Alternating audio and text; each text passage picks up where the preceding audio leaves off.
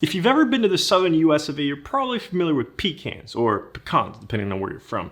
These little things are fantastic. They're high in fat, low in carbs, and when added with a little bit of sweetness, they're fantastic.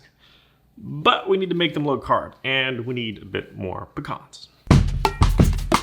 Glazed pecans are traditionally made with brown sugar, corn syrup, butter, and of course, pecans. He pulls out the bag and weighs out the amount of drupes at his disposal. Afterwards, he refers to his digital abacus to perform simple arithmetic. Add the 1, carry the 2, and he determines needs 1 part sweetener to 2 parts pecans. This perfect amount of sweetness comes from the Swear's brown sugar replacement. You could also use erythritol with a dollop of molasses. However, he appears to be short roughly 30 grams, so he uses what he has. Allulose. He adds a few pinches of sodium chloride, ground tree bark, and some of the king spice. Then he must ready his hardware for the great bake. On a stained aluminum baking sheet, he cuts a piece of parchment paper.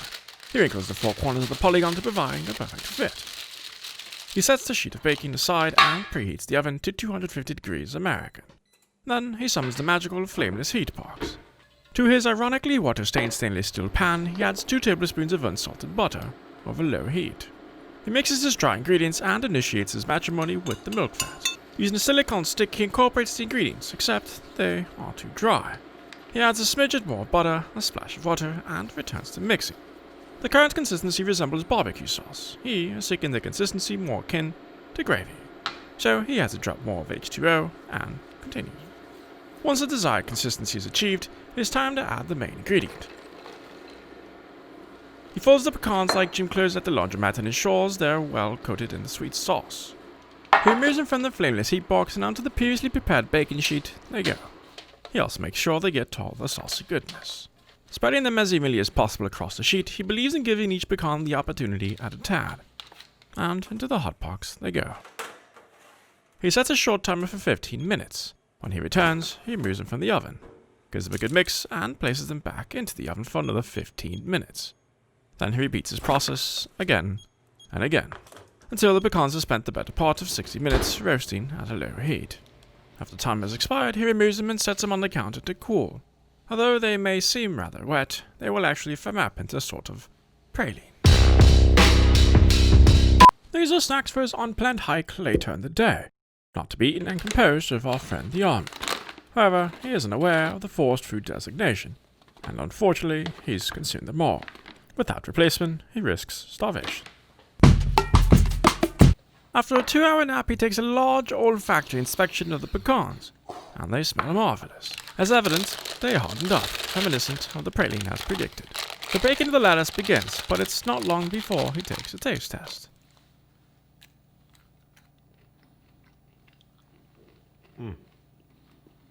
Just the right amount of sweetness. Delicious. He places the glazed pecans into an airtight container, seals it with an airtight lid, and properly labels it. For the upcoming hike, of course. Then it's set aside to begin work on the next batch. Candied pecans begin at 275 degrees American, and much like the glazed version, he takes the mass of the pecans, does some math, then sets them aside, and reaches for a large avian egg.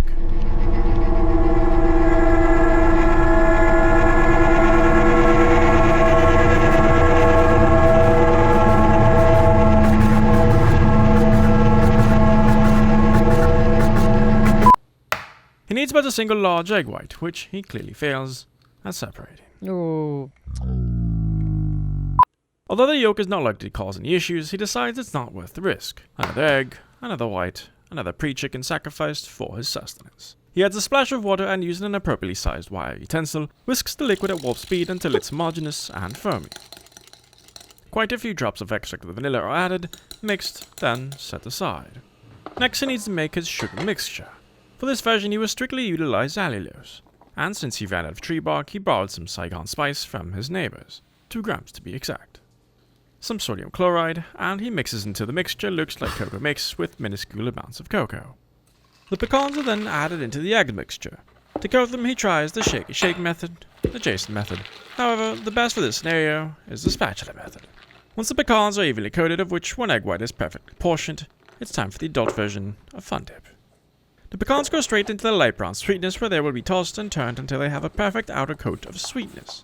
Eventually they will appear as if they are coated in wet sand. Exactly what we desire. Like before, then spill that into a parchment-lined baking sheet, evenly spread out, and into the hot box with 15-minute intervals it goes. Meanwhile, he cleans, because ants.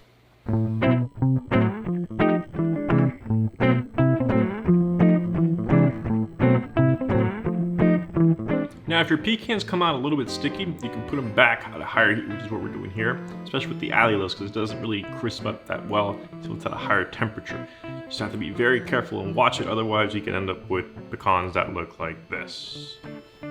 Yeah, a little too hot. After these pecans suffer a 60-minute tan as well, they too are placed on the counter to cool. Always get a little cool. After another 2-hour nap, he returns. By design, these pecans are a bit stickier than the glazed variety. This version is best reserved for desserts and sweet applications as it has a more caramel taste and texture, albeit still delicious, and so he places them into an airtight container and labels them to distinguish the difference. So why are glazed and candied pecans so good? Well, you can put them on salads, you can put them on desserts, you can eat them by themselves, and they're absolutely fantastic. They also make really good gifts. High in fat, low in carbs, and with the low carb sweeteners, it's so good. Trust me, I haven't been able to keep the batch before eating them all. But he did manage to save these for his hike. However, be forewarned, the delicious fragrance emitted from the pecans is enough to lure any area bears.